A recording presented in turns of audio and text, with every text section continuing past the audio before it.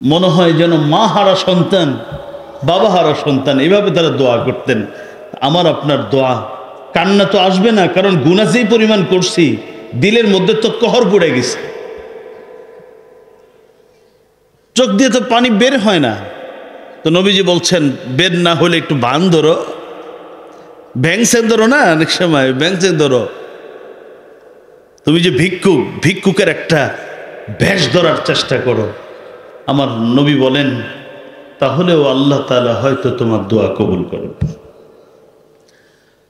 2 number কথা, দোয়া করার সময় এই বিশ্বাস রাখতে হবে, হুজুর আসছে, দোয়া করার সময় এই বিশ্বাস রাখতে হবে আমি যেই দোয়া করতেছি যার কাছে তিনি দেওয়ার ক্ষমতা রাখেন কি রাখেন না। জোরে বলেন, আমার আল্লাহ, আমি যা চাচ্ছি, আল্লাহ আমার একটা নেক সন্তান দাও, এটা দেওয়ার ক্ষমতা আমার আল্লাহর আছে কি নাই। আল্লাহ আমার খুব অভাব, রিজিকে অভাব, তুমি রিজিক তুমি বাড়ায় দাও, রিজিক বাড়ানোর ক্ষমতা আমার আল্লাহর আছে কি নাই। ক্যান্সার একেবারে লাস্ট স্টেজে চলে গেছে, ওখান থেকে আমার আল্লাহ মুহূর্তের মধ্যে সুস্থ করার ক্ষমতা আছে কি নাই। 90 বছরের গুনার সমুদ্র মুহূর্তের মধ্যে শুকিয়ে ফেলবার ক্ষমতা আমার আল্লাহর আছে কি নাই। দোয়া করার সময় এই বিশ্বাস রাখতে হবে আমি যার কাছে চাচ্ছি তিনি আমার চাওয়া পূরণ করার শতভাগ ক্ষমতা রাখেন। আর আমি পৃথিবীতে সবথেকে বড় নিকৃষ্ট, এটা যেমন সত্য, আরেকটা সত্য কথা হলো ইবলিস থেকে আমি একটু ভালো আছি। يسأله من في السماوات والأرض كل يوم هو في شأن فبأي آلاء ربكما تكذبان صدق الله العظيم। সুলতান শাহী ঘোড়াদাইর সুলতানুল উলুম মাদ্রাসা ও এতিমখানার উদ্যোগে আয়োজিত 39তম বার্ষিক ওয়াজ মাহফিলের মোহতারাম সভাপতি, উপস্থিত হযরত উলামায়ে কেরাম, সামনে উপবিষ্ট জান্নাতে যেতে আগ্রহী, জাহান্নামের আযাব থেকে বাঁচতে প্রত্যাশী ব্রাদারানে ইসলাম, সকল ক্ষমতার একমাত্র শুধুমাত্র কেবলমাত্র মালিককে। জবান ছেড়ে দিয়ে বলি সকল ক্ষমতার মালিককে, আল্লাহ। আমাদেরকে এখানে কোরআন হাদিসের কথা শোনার জন্য আসার তৌফিক কে দিয়েছেন? পৃথিবীর মানুষের ব্যস্ততা মৃত্যুর আগ পর্যন্ত কোনোদিন শেষ হবে না। ব্যস্ততা মানুষের জীবনের নিত্য সঙ্গী। যেই মানুষটা অবসরে যায় সেই ব্যক্তিরও অনেক কাজ থাকে। আপনারা শুনেছেন যে রিটায়ারমেন্টে চলে গেছে। সরকারি চাকরির একটা বয়স থাকে, এই বয়সের পরে বলে লোকটা রিটায়ারমেন্টে চলে গেছে। রিটায়ারমেন্টে যদি কোনো মানুষ যায় তার কাজ বাড়ে না কমে? আরে বাড়ে, অনেক বাড়ে। অফিসের কাজ কমে, কিন্তু ঘরের যত কাজ আছে সব ওই বুড়ার উঠতে চাপায় দেখে এই লোকটা আজেরে আছে করে। তার মানে হলো মৃত্যু পর্যন্ত মানুষের ব্যস্ততা কোনোদিন কমবে না। কিন্তু একজন মানুষের জীবনের সবথেকে প্রয়োজনীয় ব্যস্ততা হওয়া উচিত তার আখিরাতের এই ব্যস্ততা। যেই কাজের মধ্যে আমরা এখন কি আছি, মশগুল আছি, যে রব আপনাকে আমাকে আমাদের দামি হাজত পূরণের জন্য যিনি আমাকে আপনাকে বসায় রাখলেন, দীর্ঘ সময় উলামায়ে কেরামের আলোচনা শুনেছেন, তেলাওয়াত শুনেছেন, এখনো কথা শুনছেন, যে রব মোহাব্বত করে এখানে রাখলেন সেই রবকে খুশি করে সকলেই কালিমাতুশ শুকর আদায় করে পড়ি আলহামদুলিল্লাহ। মোহাব্বতের সাথে পড়েন না আলহামদুলিল্লাহ। আমি গতকালকে উমরার সফর থেকে এসেছি, মনে হয় যেন পুরো শরীর পিটানো হয়েছে, পুরো শরীর ব্যথা। রাতে ঘুমাতে পারি নাই, জুমার নামাজ পড়িয়েছি, এরপরে রওনা হয়ে চলে আসছি। আমার অত্যন্ত মুআজ্জাজ মুকাররম উস্তাদ সমতুল্য হযরতুল আল্লামা মাওলানা নাসির আহমদ যুক্তিবাদী সাহেব হুজুর নির্দেশের মতো করে বলেছেন, আমি সেই নির্দেশ পালনার্থে এখানে আসছি। কথা বলার তেমন কোনো ইচ্ছা নেই। আপনাদের সার্বিক পরিস্থিতিও আমাকে কথা বলতে বাধা দিতেছে যে কথা বলিস না বেশি। আমার খুব অবাক লাগতেছে, আমি গুলশান মসজিদের জুমা পড়াই দীর্ঘ সময়। আপনাদের এই এলাকার কৃতি সন্তান, বিশেষ করে শেখ পরিবারের বহু মানুষ, ডজনের উপরে, যারা আমার জুমার প্রথম কাতার থেকে বসে থাকতেন। আমি আপনাদের কাছে শুধু এতটুকু কথা বলবো, হুজুর বারবার আপনাদেরকে অনুরোধ করেছেন, মাহফিলটা যদি নষ্ট হয়ে যায় তাহলে এর দায়ভার শুধু হুজুরের কাঁধে উঠবে না, এটা আমাদের সবাই উঠবে। ঠিক না বেঠিক? এই মাহফিলটা শুধু একজন ব্যক্তি মাওলানা নাসির উদ্দিন সাহেবের না, এই মাহফিলটা পুরো এলাকাবাসীর। মানুষ কথা বলতে গেলে দু একটা ভুল হতেও পারে, বা কখনো একভাবে বুঝাতে গিয়ে শব্দ নির্বাচনটা এমন হয়ে গেছে যে আরেকভাবে শ্রোতারা বুঝেছে। আলহামদুলিল্লাহ, আলেম নিজে দাঁড়িয়েছেন। আমি একজন মুমিন হিসেবে এই বিশ্বাস আমার অন্তরে থাকতে হবে, এখন তো আর নবী পাবো না, তো ইনি হচ্ছেন একজন ওয়ারেসে নবী। প্রশ্ন আসতেই পারে, ওয়ারেসে নবী এমন হবে কেন? নবীর মতো পরিপূর্ণ আখলাক তো নাই। তাহলে আমারও উল্টা প্রশ্ন হলো, আবু বকরের মতো উম্মত তো বর্তমান সময়ে নাই, ওমরের মতো উম্মত বর্তমান সময়ে নাই। ওসমান আলীর মতো উম্মত যখন হবে তখন ওই মানের কি নবী তো আর আসবে না, ওয়ারেসে নবী পাওয়ার সম্ভাবনা আছে। যাই হোক, আমি ডান বামে যাব না, আপনাদের কাছে অনুরোধ রাখবো, দিনী মাহফিল বছরের প্রতিদিন হয় না, আমিও লম্বা বয়ান করব না। তো আমি যেই বিষয়ে বয়ান করার নিয়ত করেছিলাম আমি সেদিকে যাব না, অন্য দুই একটি কথা ভাঙ্গাচুরা বলে আমি আমার আলোচনা শেষ করার চেষ্টা করব। এবার আমার সাথে একটু মনোযোগী হয়ে আমি যেই কথাগুলো বলবো আপনারা এর জবাব দেওয়ার চেষ্টা করবেন। আমাদের একজন মালিক আছেন, যিনি আমাদেরকে সৃষ্টি করেছেন এবং যিনি আমাকে আপনাকে লালন পালন করেন। তিনি কে? মোহাব্বতের সাথে আওয়াজ করে বলেন, তিনি কে? আমাদের আল্লাহর ক্ষমতা, পাওয়ার বর্তমান প্রফেসর ইউনূস সরকার থেকে একটু কম। হ্যাঁ, আমেরিকার একজন প্রধানমন্ত্রী হয়েছেন, রাষ্ট্রপ্রধান, এটা উনিকে বলে অর্ধপাগল, ডোনাল্ড ট্রাম্প। আপনাদের কি ধারণা আমার আল্লাহর পাওয়ার ক্ষমতা ডোনাল্ড ট্রাম্পের থেকে কম না বেশি? কি পরিমাণ বেশি?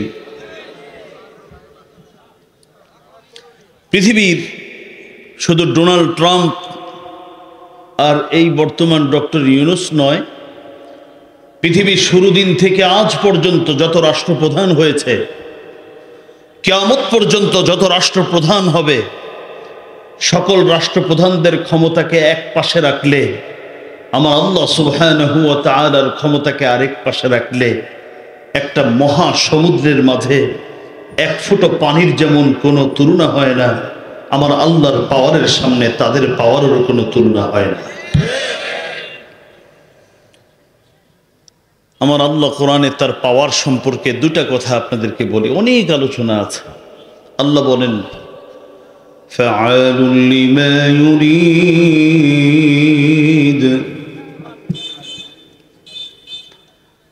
ফাআলুন লিমা ইউরিদ।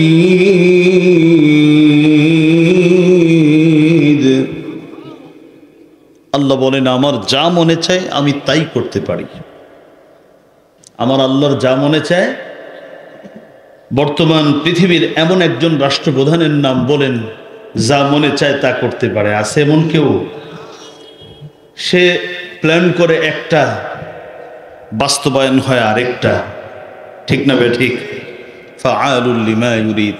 পৃথিবীর কোন রাষ্ট্রপ্রধানের এই ক্ষমতা ছিল না, তার মনে যা চেয়েছে তা সে পেয়েছে। কিয়ামত পর্যন্ত এমন কোন রাষ্ট্রপ্রধান পৃথিবীতে আসবেও না। এটা হলো আমার আল্লাহর একটা গুণ, ক্ষমতার একটা ধরন। যা মনে চায় তাই করতে পারেন। মন চেয়েছে পুরো জাতিকে ধ্বংস করে দিবেন, আমার আল্লাহ ধ্বংস করে দিতে পারেন। আল্লাহ চেয়েছেন সমুদ্রের পানি 50 ফুট উপরে উঠিয়ে দিবেন, উঠিয়ে দিতে পারেন। আল্লাহ চেয়েছেন নদীর পানি নিচে নিয়ে যাবেন, নিচে নিয়ে যেতে পারেন। যা মনে চায় তাই যিনি করতে পারেন তিনি হলেন আপনার আমার রব আল্লাহ সুবহানাহু ওয়া তাআলা। ঠিক না বেঠিক? পৃথিবীতে আল্লাহ রাব্বুল আলামিন অসংখ্য মানুষকে, অসংখ্য প্রাণীকে সৃষ্টি করেছেন। গরু, ছাগল, মুরগি থেকে শুরু করে আমার আল্লাহর মাখলুকের শেষ নেই। হাজার হাজার প্রকারের মাখলুক আমার আল্লাহ সৃষ্টি করেছেন। এর মধ্যে মানুষকে আল্লাহ রাব্বুল আলামিন 2টা গুণ দিয়েছেন। একটু মন দিয়ে শুনবেন, মানুষকে কয়টা গুণ দিয়েছেন? 2টা গুণ।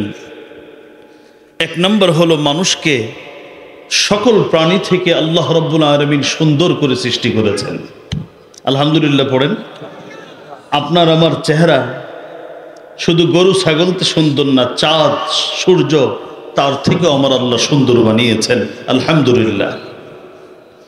আল্লাহ কোরআনে বলেন, লাকাদ খালাকনাল ইনসানা ফি আহসানি তাকওয়িম। আল্লাহ বলেন, হে মানুষ, আমি তোমাকে সকল প্রাণী থেকে সুন্দর আকৃতি তোমাকে দান করেছি। এত সুন্দর ডিজাইন দিয়া, এত সৌন্দর্যতা দিয়ে আমি পৃথিবীতে কোনো প্রাণীকে সৃষ্টি করি নাই। সুবহানাল্লাহ বিহামদিহি। 2 নম্বর হলো মানুষকে আল্লাহ সকল সৃষ্টির মাঝে সম্মানিত করেছেন। এত সম্মান গরুরও নাই, ছাগলেরও নাই, মহিষেরও নাই। যে সম্মান আল্লাহ কাকে দিয়েছেন? মানুষকে দিয়েছেন। আল্লাহ কোরআনে বলেন, সূরাত বনী ইসরাঈল, ওয়ালাকাদ কাররামনা বনী আদম ওয়া হামালনাহুম ফিল বাররি ওয়াল বাহর ওয়া রাযাকনাহুম মিনাত তাইয়্যিবাত وفضلناهم على كثير ممن خلقنا تفضيلا। আল্লাহ বলেন, হে মানুষ, আমি তোমাকে পৃথিবীর সকল সৃষ্টির মাঝে সম্মানিত করেছি। তাহলে মানুষকে আল্লাহ রাব্বুল আলামিন হাজার হাজার প্রকারের সৃষ্টির মাঝে বেশি সুন্দর বানিয়েছেন। মানুষকে হাজার হাজার প্রকারের সৃষ্টির মাঝে বেশি সম্মানিত করেছেন। সব থেকে সম্মানিত সৃষ্টি মানুষ, সব থেকে সুন্দর সৃষ্টি মানুষ। কিন্তু আশ্চর্য বিষয় হলো, পৃথিবীতে যত প্রকারের মাখলুক আছে, এই সব প্রকারের মাখলুক থেকে আল্লাহ মানুষকে দুর্বল করে সৃষ্টি করেছেন। কখনো একটু লক্ষ্য করেছেন একটা মানুষের শক্তি কি পরিমাণ? জন্ম নেওয়ার পরে একজন মানুষ, একটা বিড়ালের যে ক্ষমতা, যে শক্তি থাকে জন্মের পরে, সেই শক্তি একজন মানুষের মাঝে থাকে না। একটা পাখির যে শক্তি থাকে সেই শক্তি একটা মানুষের মাঝে থাকে না। এমনকি একটা পিঁপড়ার মাঝে যে শক্তি আল্লাহ দান করেন জন্মের সময়, একজন মানুষের জন্মের সময় সেই শক্তি থাকে না। আল্লাহ কোরআনে বলছেন, ওয়াখুলিকাল ইনসানু দাঈফা, আমি মানুষকে বড় দুর্বল করে সৃষ্টি করেছি। কি দুর্বল দেখুন, একটা পাখি জন্ম নেওয়ার পরে হাঁটতে পারে, দাঁড়াতে পারে, বসতে পারে, কিন্তু একজন মানুষ জন্ম নেওয়ার পরে বসতেও পারে না, হাঁটতেও পারে না, দৌড়াতেও পারে না, কথাও বলতে পারে না, শত্রুও চিনে না, মিত্রও চিনে না, কে বাবা তাও চিনে না, কে ভাই তাও চিনে না। এর থেকে দুর্বল করে আমার আল্লাহ পৃথিবীতে কোনো মাখলুক সৃষ্টি করেন। আমি শুধু এই কথাটাই বলতে চাচ্ছি, মানুষকে আল্লাহ পৃথিবীর সকল সৃষ্টির সেরা বানালেন। সৃষ্টির সারা মানুষকে সব থেকে বেশি সম্মানিত করলেন, সব থেকে বেশি সৌন্দর্যমণ্ডিত করলেন মানুষকে। কিন্তু আমার আল্লাহ রব্বুল আলামিন দুর্বলতার দেওয়ার জন্য আর কোনো মাখলুক খুঁজে পেল না। আল্লাহ সব থেকে দুর্বল মানুষকে কেন বানালেন? আমি কোরআন এবং হাদিস যথেষ্ট পড়ালেখা করেছি। আমার কাছে একটা কথা পরিষ্কার হয়েছে, আমার আল্লাহর কাছে পৃথিবীর সারা মাখলুকের রোনাজারি, পৃথিবীর সারা মাখলুকের চোখের পানি, তার আকুতি মিনতি আমার আল্লাহর কাছে বড় পছন্দ লাগে। এই জন্য আল্লাহ রাব্বুল আলামিন মানুষকে দুর্বল বানিয়েছেন। মানুষ অসুস্থ হবে তো আল্লাহর কাছে বলবে, আল্লাহ রব্বি আন্নি মাসসানিয়াদ-দুররু ওয়া আনতা আরহামুর রাহিমিন। আল্লাহ আমি কষ্টে পড়ে গেছি, তুমি তো দয়ালুদের শ্রেষ্ঠ দয়ালু, আমাকে দয়া করো। বিপদে পড়ে গেছি, লা ইলাহা ইল্লা আনতা সুবহানাকা ইন্নী কুনতু মিনাজ-জালিমিন। সন্তান হয় না, দোয়া করে রব্বি হাবলি মিনাস সালিহিন, রব্বি হাবলি মিন লাদুনকা যুররিয়াতান তাইয়্যিবাহ। সন্তান কথা শুনে না, আল্লাহর কাছে দোয়া করে রব্বানা হাব লানা মিন আজওয়াজিনা ওয়া যুররিয়াতিনা কুররাতা আ'য়ুন ওয়াজআলনা লিল মুত্তাকিনা ইমামা। সন্তান নামাজ পড়ে না, রব্বি জাআলনি মুকিমাস সালাতি ওয়া মিন যুররিয়াতি রব্বানা ওয়া তাকাব্বাল দুআ। নিজে একবার হেদায়েতের উপরে থাকলে একটু পরে হেদায়েত ভুলে যায়, তো বান্দা দোয়া করে রব্বানা লা তুযিগ কুলুবানা বা'দা ইয হাদাইতানা ওয়া হাব লানা মিন লাদুনকা রাহমাহ ইন্নাকা আনতাল ওয়াহ্হাব। মুহতারাম হাজিরিন, মানুষ যখন তার দুর্বলতাগুলো আল্লাহর কাছে পেশ করে, আমরা দোয়া করি না? দোয়া মানে কি? আমার অক্ষমতা, আমার দুর্বলতা, আমার হাজত, আমার চাওয়া আমার আল্লাহর কাছে পেশ করা। বান্দা যখন আল্লাহর কাছে কিছু চায়, তার অক্ষমতা পেশ করে, আমার আল্লাহ তখন বড় খুশি হয়ে যান। আল্লাহর নবী হাদিস শরীফের মধ্যে বলেছেন, মান লাম ইয়াসআলিল্লাহ ইয়াগদাব আলাইহি। যে ব্যক্তি পৃথিবীর মানুষের মাখলুকের চরিত্র হলো, মাখলুকের কাছে যত বেশি চাবে মাখলুক নারাজ হবে। আর খালেকের শান হলো, খালেকের কাছে যে চাবে না, খালেক তার প্রতি অসন্তুষ্ট হবে। যে বেশি চাবে, খালিক তার প্রতি বেশি সন্তুষ্ট হবে। মুহতারাম হাজিরিন, আমি আর 10 থেকে 15 মিনিট কথা বলতে চাই।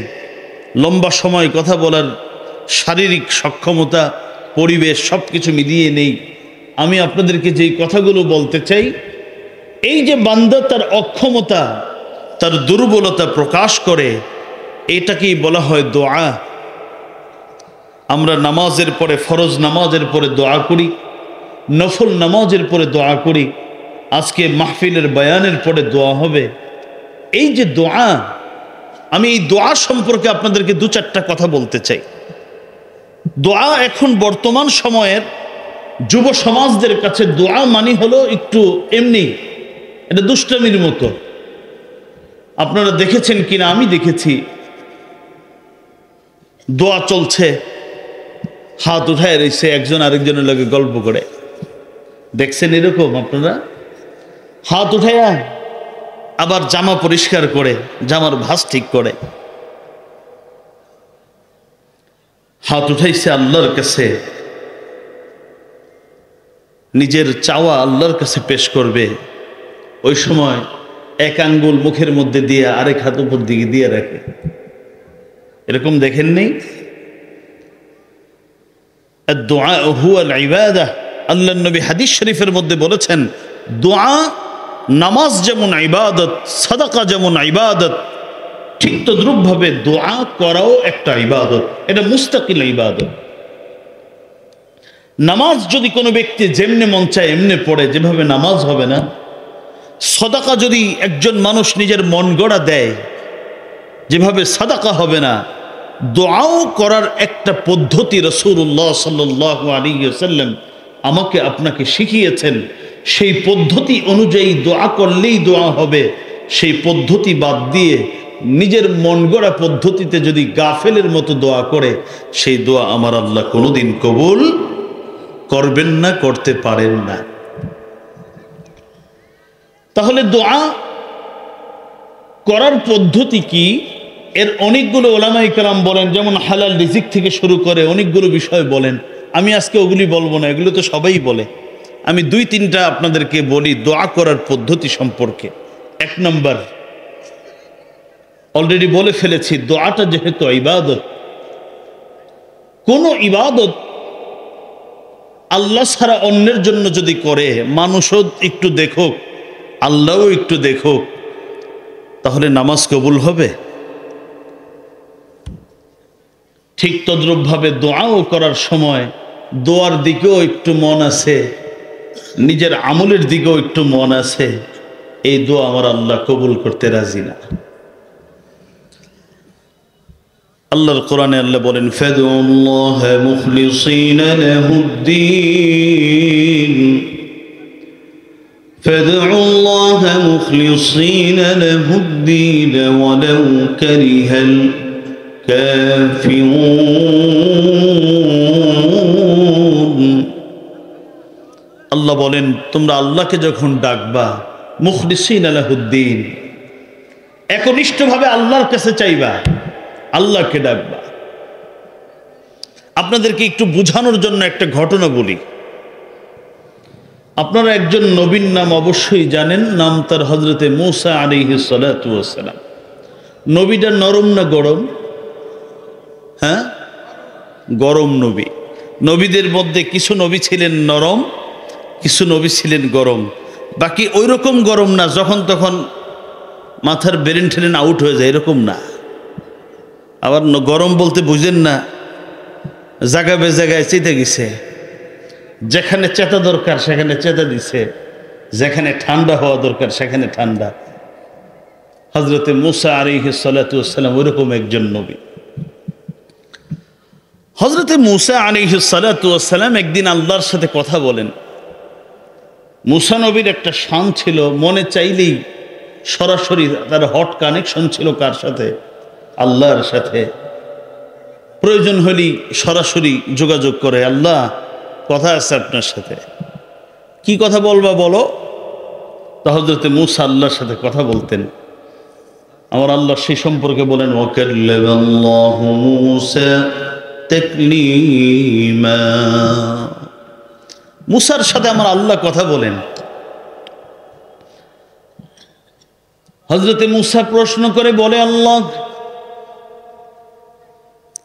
গুনাহগার বান্দা যদি তোমাকে ডাকে তাহলে তুমি কয়বার ডাক দিলে কয়বার সাড়া দাও? আর নেককার বান্দা যদি তোমাকে ডাকে কতবার ডাকলে তুমি কতবার সাড়া দাও? আল্লাহ রাব্বুল আলামিন সাইয়্যিদুনা মূসাকে ডাক দিয়ে বলেন, মূসা রে, নেককার বান্দা যদি আমাকে একবার ডাকে আমি একবার সাড়া দেই। ডাক দিতে দেরি হয়, সাড়া দিতে দেরি হয় না। দুইবার ডাক দিলে দুইবার সাড়া দেই, 100 বার ডাক দিলে আমি 100 বার সাড়া দেই। কিন্তু গুনাহগার বান্দা যদি আমাকে একবার ডাকে আমি একবার নয়, আমি তার ডাকে 10 বার সাড়া দেই। হযরতে মূসা বলেন, আল্লাহ, আপনার কাছেও কি আমার বেইনসাফের কথা শুনতে হবে? বলেন কি আপনি এগুলি? নেককার মানুষ আপনাকে একবার ডাকলে একবার সাড়া দেন, গুনাহগার মানুষ, গুনাহগার বান্দা একবার ডাক দিলে 10 বার সাড়া দেন। ঘটনাটা তো ইনসাফের কথা হলো উল্টা হওয়ার দরকার ছিল। নেককার বান্দা একবার ডাক দিলে আপনি 10 বার সাড়া দিবেন, আর গুনাহগার বান্দা 10 বার ডাকলে আপনি একবার সাড়া দিবেন। এটা তো ইনসাফের কথা ছিল। আপনি তো উল্টা পাল্টা কাজ করেন। আল্লাহ বলেন, মূসা রে, ইনসাফ আর বেইনসাফ তোমার কাছ থেকে আমার শিখা লাগবে না। আল্লাহর কি ইনসাফ নবী মুসার থেকে শিখতে হবে? আল্লাহ বলেন, মুসা ইনসাফ কোনটা আমার থেকে পৃথিবীর কোনো মানুষ বেশি জানে না, কারণ আমার নামই হলো ইনসাফ। পৃথিবীর সকল মানুষ, অধিকার বঞ্চিত মানুষ, হক বঞ্চিত মানুষ যার কাছে গিয়ে ইনসাফ পাবে তিনি আর কেউ নয়, তিনি আমি আল্লাহ। ঠিক না বেঠিক? আমার ভাইয়েরা, হযরতে মূসাকে বললেন, মূসা ইনসাফ বে ইনসাফ আমারে শিখায়ও না, আমার একটা নাম হলো আনা মুকসিদ, আনাল মুকসিদ, আমি ইনসাফ। হযরতে মূসা আলাইহিস সালাতু ওয়াস সালাম ঠান্ডা হয়ে গেলেন, বললেন, আল্লাহ বুঝলাম ইনসাফ তো আপনি বেইনসাফি করবেন না, তা আমাকে একটু বুঝাই দেন। নেককার একবার ডাক দিলে আপনি একবার সাড়া দিবেন, গুনাহগার একবার ডাক দিলে 10 বার সাড়া দিবেন, তা কোনভাবে ইনসাফ হলো একটু বুঝাই দেন। আল্লাহু আকবার। এবার হযরতে মূসা আলাইহিস সালাতু ওয়াস সালামকে আমার আল্লাহ বুঝাই দিচ্ছেন, বলেন, মূসা রে এবার তাহলে শোনো, নেককার বান্দা যখন আমাকে ডাক দিয়ে বলে, আল্লাহ রব্বানা যালামনা আনফুসানা ওয়া ইল্লাম তাগফির লানা ওয়া তারহামনা লানাকুনান্না মিনাল খাসিরিন, আমার কাছ থেকে যখন গুনাহ থেকে মাফ চায়, মূসা রে নেককার বান্দার নজর দুই দিকে চলে যায়। এক তো আমার রহমতের দিকে তার নজর যায়, আবার সাথে সাথে তার নজরটা তার নেক আমলের দিকেও যায়। আল্লাহ তুমি মাফ করে দাও, তুমি রহমান রহিম, আর যদি মাফ না করো দেখো কত নেক আমল আমি তোমার জন্য করেছি, ওই নেক আমলের গুলোর দিকে নজর করে হলো তুমি আমাকে মাফ করে দাও। তার মানে নেককার যখন আল্লাহকে ডাকে, আল্লাহকে ডাকার সময় তার নজর এক তো নেক আমলের দিকে থাকে, আর একটা হলো আল্লাহর রহমতের দিকে থাকে। হযরতে মূসা বলেন, ঠিকই বলছেন আল্লাহ, আমি তো ঠিকই গো। এবার হযরতে মূসাকে বলেন, মূসা রে কিন্তু নাফরমান বান্দা যখন আমার রহমতের দরিয়ার মধ্যে তাকায়, তখন আমার রহমতের দিকে তাকায় বলে, আল্লাহ তোমার রহমত ছাড়া আমার বাঁচার আর কোনো উপায় নেই, এমন কোন নেক আমল নাই যে নেক আমল দিয়ে আমি বাঁচব, এমন কোন আমল আমার ঝুড়িতে জমা নাই যে আমল দিয়ে আমি বাঁচব। ও মালিক, রহমান রহিম গফুর গফফার নামের বরকতে তুমি ক্ষমা করে দাও। হযরতে মূসাকে বলে আল্লাহ। এবার বুঝলাম, নেককার বান্দা যখন আপনার কাছে দোয়া করে তখন দোয়ার মধ্যে একটা নজর থাকে আপনার রহমতের দিকে, আর একটা নজর থাকে তার নেক আমলের দিকে। এই জন্য একবার ডাক দিলে একবার সাড়া দেন। আর গুনাহগার বান্দা যখন আপনাকে ডাকে তখন তার নজর শুধু আপনার রহমতের দরিয়ার দিকে থাকে। যখন আর কোনো উপায় তার থাকে না, শুধু আপনার রহমতের দিকে যখন তাকায় থাকে, তখন আপনি তার প্রতি একবার ডাক দিলে 10 বার সাড়া দেন। আমার ভাইয়েরা, আগেই বলছি সফর করে আসছি তো শরীর চলতেছে না, তো যেই কথাটা আমি বলতে চাচ্ছি যে দোয়া করা যেহেতু এটা ইবাদত, দোয়ার সময় আমার আল্লাহ কোনো গাফেল অন্তরের দোয়া আল্লাহ কবুল করেন না। ইন্নাল্লাহা লা ইস্তাজিবু দুআআন মিন কলবিন গাফিলিন লাহিন। যারা দোয়া করার সময় একবার নিজের নেক আমলের দিকে তাকায়, একবার ডাইনে তাকায়, একবার বামে তাকায়, গাফেল হয়ে যারা দোয়া করে, আমার আল্লাহ বলে দিয়েছেন, নবী জানিয়ে দিয়েছেন, আমার আল্লাহ তার দোয়া কবুল করেন। তাহলে দোয়া কবুল করাতে হলে তার প্রথম পদ্ধতি হলো হালাল রিজিক তো আছেই, এরপরে একটা গুরুত্বপূর্ণ পদ্ধতি হচ্ছে দোয়ার মধ্যে গাফেলের মতো দোয়া করা যাবে না, ভিক্ষুকের মতোই ভিক্ষা চাইতে হবে। আচ্ছা, আপনাদের এলাকায় ভিক্ষুক আছে তো নাকি? আরে আমেরিকাও আছে, খুঁজে দেখেন। আমরা বিদেশ যাই যে সব জায়গায় দেখছি ভিক্ষুক আছে। ভিক্ষা করার একটা পদ্ধতি আছে। কোন ভিক্ষুক যদি সন্ত্রাসী কায়দায় ভিক্ষা করতে যায়, আপনার বাসায় গিয়ে যদি বলে এই চাউল 1 কেজি পাঠান, দেখছেন আমার হাত নাই পা নাই, চাউল কটুক দিবেন? বলেন না কেন? চাউল কি পরিমাণ দিবেন? ওই যে কইছে মাইর দিব, মাইর দিয়েন না, না দিলে না দিয়েন, মাইর দিয়েন না। তাহলে ভিক্ষা করার একটা পদ্ধতি আছে। বান্দা যখন আল্লাহর কাছে চায় তো চাওয়াটাকে ভিক্ষা চাইতেছে। একজন ভিক্ষুকের বডি ল্যাঙ্গুয়েজ, তার শরীরের গঠন এটা ভিক্ষুকের মতো হওয়া রাখবে, তখন আমার আল্লাহর রহমত তার প্রতি কি হবে? ধেয়ে আসবে। আর ভিক্ষুক যদি ভিক্ষা করার সময় মাস্তানি ভাব ধইরা পার উপরে একটা পা উঠাইয়া মোবাইল একটা হাতে লইয়া ওদিকে তাকায় সেদিকে তাকায় আর কয় আল্লাহ এটা দেও, আমার আল্লাহ ঠেকা পড়ছে তো দাঁড়া। তাহলে দোয়া কবুলের 1 নম্বর আপনাদের কাছে একটা বললাম, দোয়া করতে হবে দোয়ার মতো করে, ভিক্ষার মতো করে দোয়া করতে হবে। সাহাবায়ে কেরাম যখন দোয়া করতেন তো চোখের পানি এভাবে গড়ে পড়তো যে ঘন দাড়ির মধ্যে মনে হয় বৃষ্টির পানি পড়তেছে।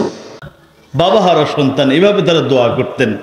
আমার আপনার দোয়া কান্না তো আসবে না, কারণ গুনাহ যেই পরিমাণ করছি দিলের মধ্যে তো কহর পড়ে গেছে,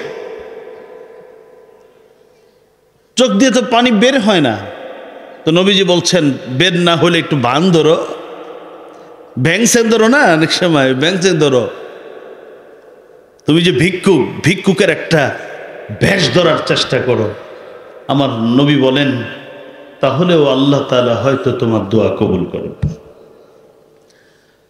2 নম্বর কথা, দোয়া করার সময় এই বিশ্বাস রাখতে হবে। হুজুর আসছে?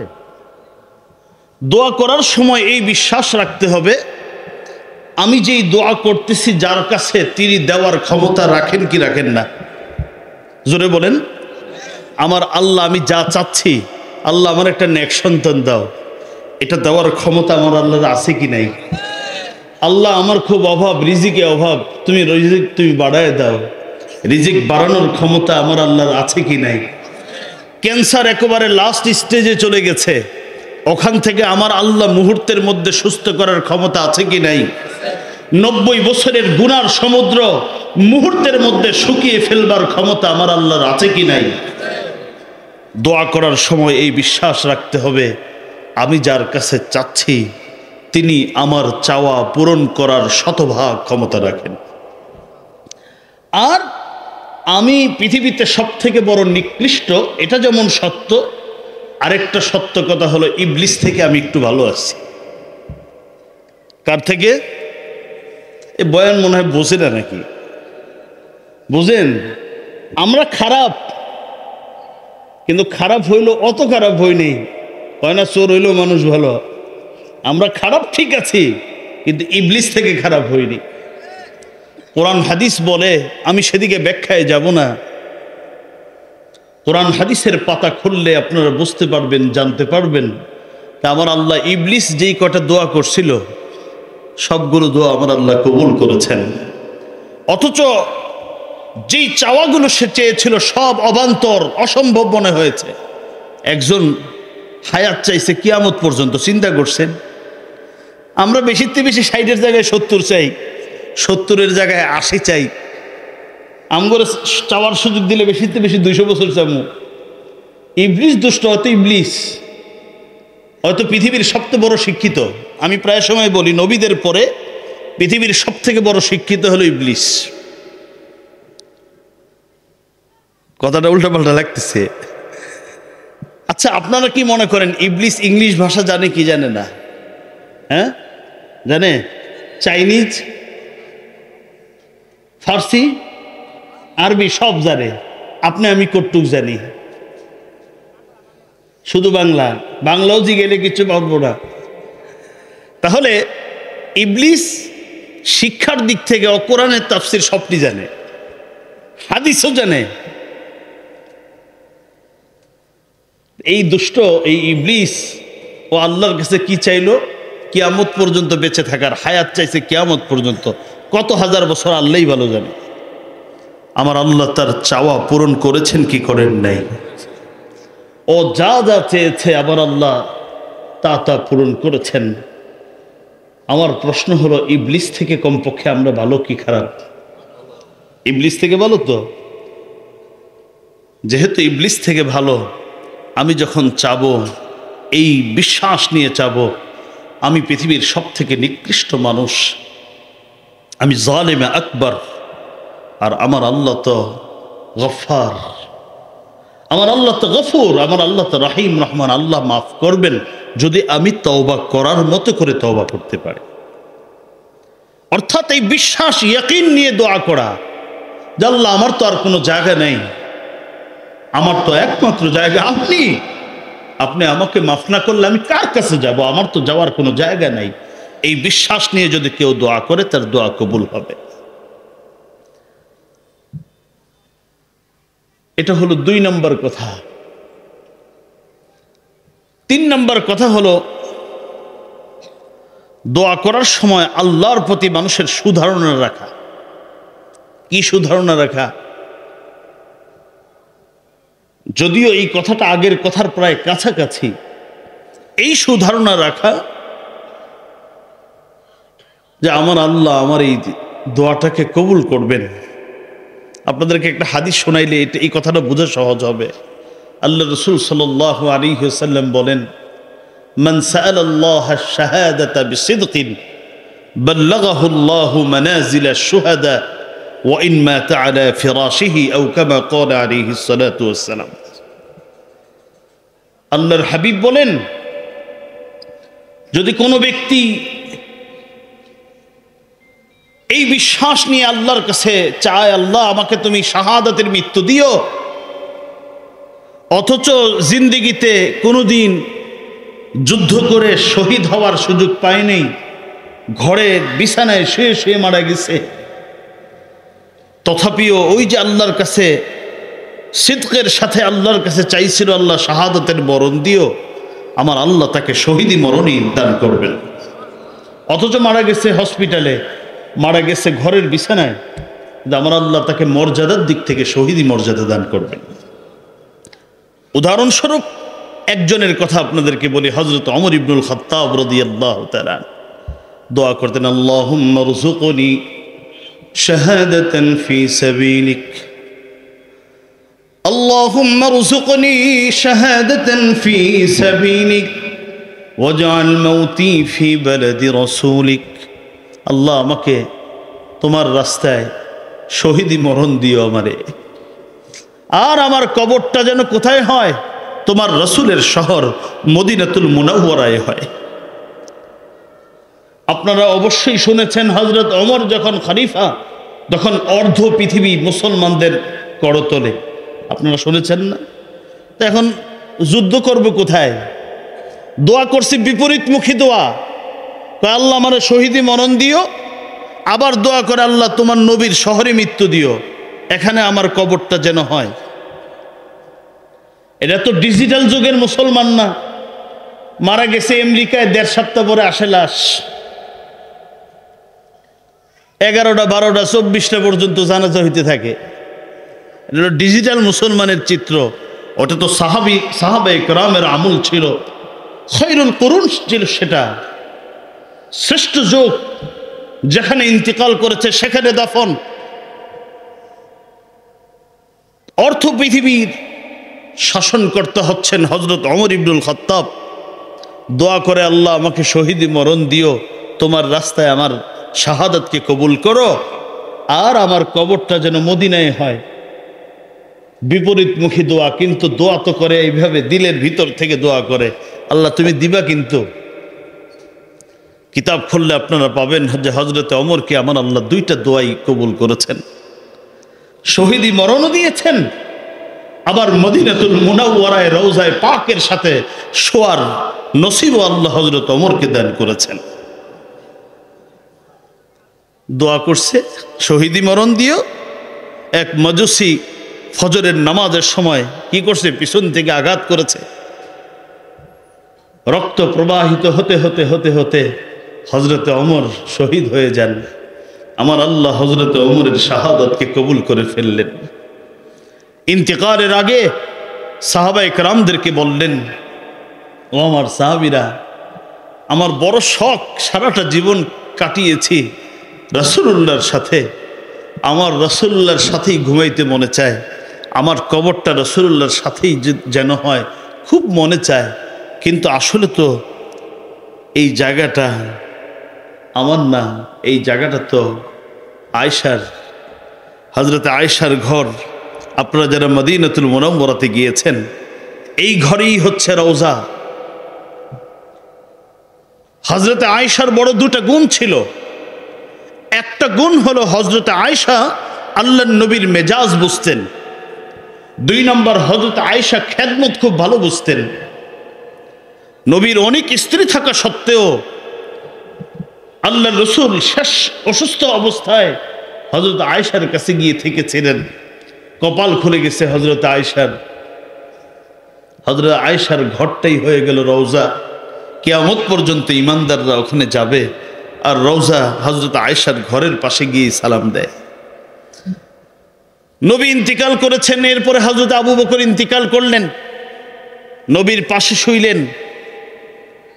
এখন পরে আরেকটা সিট আছে, আরেকটা জায়গা আছে। যেহেতু ঘরটা হযরত আয়েশার, স্বাভাবিকভাবে সেই কবরটাও হযরত আয়েশার হওয়ার কথা। হযরত ওমর তখন কিন্তু প্রভাবশালী খলিফা, অর্ধ পৃথিবীর শাসনকর্তা। কি বললেন, দেখো, আমি জীবিত অবস্থায় যদি আমার পক্ষ থেকে আয়েশার কাছে বলা হয়, তাহলে একটু চাপ অনুভব করতে পারে যে খলিফা পাঠাইছে, আমি কিভাবে না দেই। বরং একটা কাজ করো, আমি যখন মৃত্যুবরণ করব, আমি খলিফাতুল মুসলিমিন ওমর থাকবো না, বরং ওমরের একটা লাশ থাকবে, আঙ্গুল নড়বে না, পা নড়বে না। আমার নিথর দেহটা আয়েশার কাছে নিয়ে বলবা, ওমর এই যে লাশটা দেখতেছেন, তার বড় দিলের তামান্না ছিল আবু বকরের পাশে একটু ঘুমানো, কিন্তু তিনি বলে গেছেন আপনি অনুমতি দিলে উনি ঘুমাবেন এখানে, আপনি অনুমতি না দিলে আল বাকি গোরস্থানে আমার কবর দেওয়ার, ওমরের লাশ ওখানে দাফন করে দেওয়ার নির্দেশনা দিয়ে গেছেন। আপনি বলেন কি করতে পারি। হযরতে আয়েশা সিদ্দিকা রাদিয়াল্লাহু তাআলা আনহার কাছে যখন এই প্রস্তাব নেওয়া হলো, চোখের পানি ছেড়ে দিয়ে বললেন, হ্যাঁ, আমার বড় আশা ছিল এই জায়গাটায় আমি ঘুমাবো, কারণ এক জায়গায় স্বামী, এরপরে আমার বাবার পাশে আমি ঘুমাবো। কিন্তু আমার কাছে এখন মনে হচ্ছে এটার সব থেকে বড় হকদার হলো ওমর ইবনুল খাত্তাব, ওমরের লাশটা এখানে দাফন করায় দাও। মুহতারাম হাজরিন, দোয়া করেছিলেন বিশ্বাস নিয়ে, মনের ভিতর থেকে, গভীর থেকে, আল্লাহ শহীদি মরণ দিও। আল্লাহ শহীদি মরণ দিছে। দোয়া করেছিলেন রওজার পাশে আমার একটু থাকার, যদি মদিনার মধ্যে একটু থাকার সুযোগ দিও।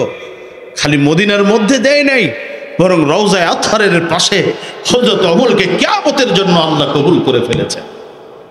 মুহতারাম হাজরিন, আমি অনেক সময় আপনাদের নষ্ট করে ফেলেছি।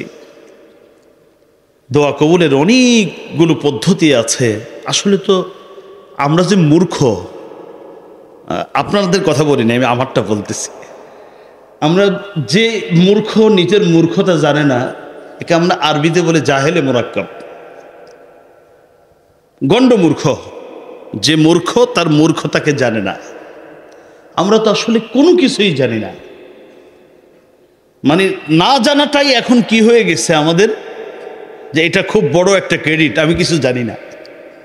এবং অনেক সময় তো এই কথাই বলে ফেলে, অনেক মুসল্লির কাছ থেকে শুনেছি, আপনাদের এলাকার মানুষ হয়তো করে না, বলে যে হুজুর এত কিছু জানার দরকার নেই, জানলি বিপদ। হাদিস শরীফের ওয়াজ থেকে শুনছি, কিয়ামতের দিন আল্লাহ তাআলা এলেম অনুযায়ী কতটুকু আমল করেছ এই বিষয়ে জিজ্ঞেস করবে। যদি না শিখি তাহলে তো ওই প্রশ্নের জবাব দেওয়া লাগবে না। কথা বুঝতে পারছেন? সব জায়গায় যে চিটারি চলে না, ওটা আখিরাত, ওখানে চিটারিতে চলবে না, এই জ্ঞানও ওর নাই। যে ব্যক্তি ইলম অনুযায়ী আমল করবে না তার তো শাস্তি একটা, তুমি কেন ইলম অনুযায়ী আমল করো নাই। আর যে ব্যক্তি ইলম শিখবে না তার শাস্তি হবে দুইটা, তোমার উপর নামাজ ফরজ ছিল, নামাজের মাসটা তুমি কেন শিখো নাই, কেন আমল করো নাই।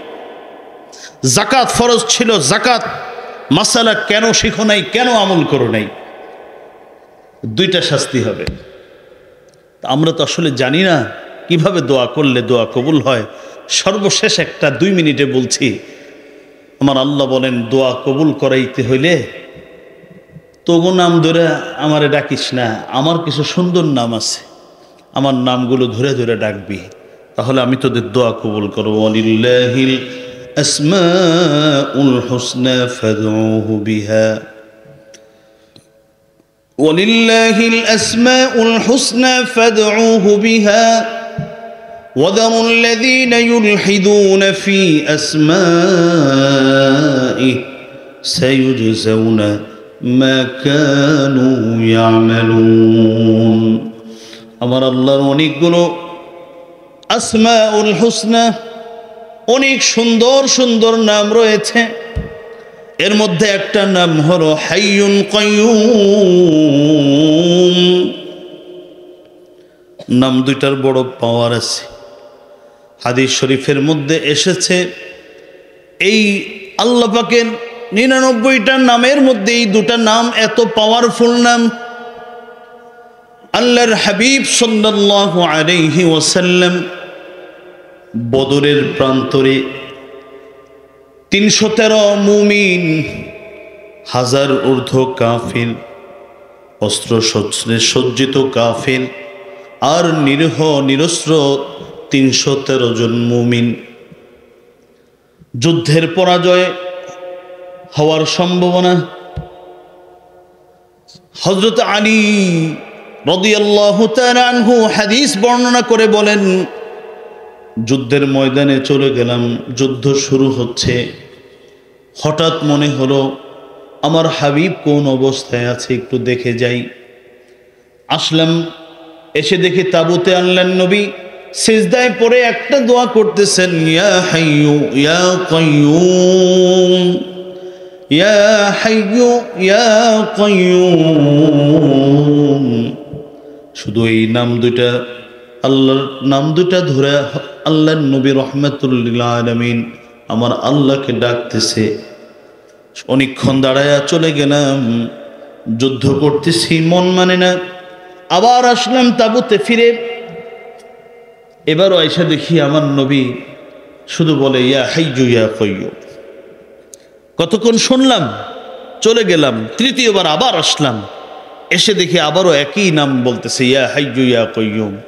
হযরত আলী বলেন, তখন আমি বুঝে ফেললাম আমার আল্লাহর 99টা নামের মধ্যে এমন দুইটা নাম আজকে আমার রাসূল নির্বাচন করেছেন, এই নাম দুটা নিয়ে আল্লাহর কাছে কোনো কিছু চাওয়া হবে আর আমার আল্লাহ খালি হাতে ফিরাবেন, এটা হতে পারে না। তার মানে হলো আল্লাহর নুসরত এই কিছুক্ষণের মধ্যেই জমিনে নেমে আসবে। বাস্তবেও তা হয়েছিল। আমার আল্লাহ হাজার হাজার ফেরেশতা, হাদিস শরীফের মধ্যে আসে হযরত জিবরিল মিকাইলের মতো ফেরেশতাকে সেদিন মুসলমানদের সাহায্যার্থে আল্লাহ রাব্বুল আলামিন প্রেরণ করেছিলেন এবং ঐতিহাসিক বিজয় বদর প্রান্তরে আল্লাহ দান করেছিলেন। মুহতারাম হাজিরিন, দোয়া করার সময় আল্লাহ আমার ওইটা দাও ওইটা দাও, শুধু এগুলি তো বলবো, এর আগে পিছনে আমার আল্লাহর গুণবাচক নামগুলো নিয়ে আমরা আল্লাহকে ডাকবো। ইনশাআল্লাহ আমার আপনার দোয়া কবুল করবেন কে? ইনশাআল্লাহ। তবে একটা কথা জানা থাকা দরকার, আমরা অনেক সময় এগুলো করার পরেও দোয়া মনে হবে কবুল হচ্ছে না। দোয়া করার পদ্ধতি ফলো করে যদি কেউ দোয়া করে, দোয়া তো কবুল হবেই। সহিহ মুসলিম শরীফের হাদিসে রাসূল বলেছেন, দোয়া কবুল করার যে ধরন বা দেওয়ার ধরন হবে 3 ধরনে আমার আল্লাহ বান্দার দোয়া কবুল করে থাকেন। এক তো হলো বান্দা আল্লাহর কাছে চাইছে, আল্লাহ আমার তো অভাব, চাকরি নাই, একটা চাকরির ব্যবস্থা করে দাও। হয়তো আল্লাহ চাকরির ব্যবস্থা করে দিবেন, এটা দোয়া কবুলের 1 নম্বর পদ্ধতি। 2 নম্বর আল্লাহর কাছে চাবে, আল্লাহ আমার চাকরির ব্যবস্থা করে দাও। আমার আল্লাহ চাকরির ব্যবস্থা করবেন না, বরং ও ক্যান্সারে আক্রান্ত হওয়ার কথা ছিল, আমার আল্লাহ দোয়ার বরকতে তাকে ক্যান্সার থেকে হেফাজত করবেন। কারণ 8,000 10,000 টাকার চাকরি দিয়া এই টাকা সংসার পরিচালনা করার পরে যা জমবে, এটা দিয়া ক্যান্সারের চিকিৎসা, জ্বরের চিকিৎসা করাই কঠিন হবে। তাহলে দোয়া কবুলের 2 নম্বর পদ্ধতি হলো, চাইলাম টাকা, আল্লাহ টাকা দিবেন না, বরং আমার আল্লাহ কি দিবেন? ক্যান্সার থেকে আমাকে মুক্ত করে দিবেন, কিডনি রোগ থেকে আমাকে হেফাজত করবেন, দুরারোগ্য ব্যাধি থেকে হেফাজত করবেন। এইটা হলো দোয়া কবুলের 2 নম্বর পদ্ধতি। 3 নম্বর পদ্ধতি হলো, চেয়েছি যেটা এটাও পাবো না, আরও প্রয়োজনীয় কিছু সেটাও আল্লাহ দুনিয়াতে দিবেন না, বরং কিয়ামতের মাঠে বিচার যখন শেষ হয়ে যাবে, জাহান্নামী ঘোষণা হয়ে যাবে, ঠিক ওই মুহূর্তে আমার আল্লাহ ডাক দিয়ে বলবেন, আয় কাছে, এই নে তোর জান্নাতের টিকিটটা নিয়ে যা। বান্দা তো ভালো করেই বোঝে জান্নাতের টিকিট যাকে একবার দেওয়া হবে তার কাছ থেকে জান্নাতের টিকিট কেড়ে নেওয়া হবে না। তো বান্দা বলবে, আল্লাহ জান্নাতে দিছো, জান্নাতে তো যাবই, কিন্তু একটা বিষয় জানার বড় আশা আগ্রহ, সেটা হলো কি কারণে, কোন আমলের কারণে তুমি জান্নাত দিলা? তখন আল্লাহ বলবেন, বান্দারে তুই না আমার কাছে খালি দোয়া করতি, আমার কাছে বারবার এইটা চেয়েছিলি সেটা চেয়েছিলি, 1000 বার সফরের হালতে মজলুমি হালতে দোয়া করেছিলি, আমি দোয়া কবুল করেছিলাম, কিন্তু দুনিয়ার জীবনে দেই নেই, কারণ দুনিয়ার জীবন কোনো না কোনোভাবে কেটেই যাবে। বরং আজকে তো তোকে এখান থেকে মুক্ত করবার কোনো সামর্থ্য তোর নাই, সেজন্য আমি আজকে তোকে মুক্ত করবার জন্য দোয়া কবুল করেছিলাম, কিন্তু দোয়ার ফলাফল দুনিয়াতে দেই নেই, আজকে দেবার জন্য। মুহতারাম হাজিরিন, এই কথা যদি আমাদের বিশ্বাসে থাকে তখন দোয়ার গুরুত্ব আমাদের বাড়বে। আমরা দোয়া করলে দোয়াগুলো বৃথা যায় না, দোয়াগুলো হয় দুনিয়াতে পাবো, না হলে আখিরাতে পাবো। আল্লাহ আমাদেরকে কথাগুলো বুঝার এবং সেই অনুযায়ী দোয়ার যে পরিপূর্ণ গুরুত্ব, এই গুরুত্ব উপলব্ধি করে আমাদেরকে দোয়ার আমলের প্রতি আরও বেশি মনোযোগী হওয়ার তৌফিক দান করুন, আমিন। وآخر دعوانا أن الحمد لله رب العالمين. السلام عليكم ورحمة الله وبركاته.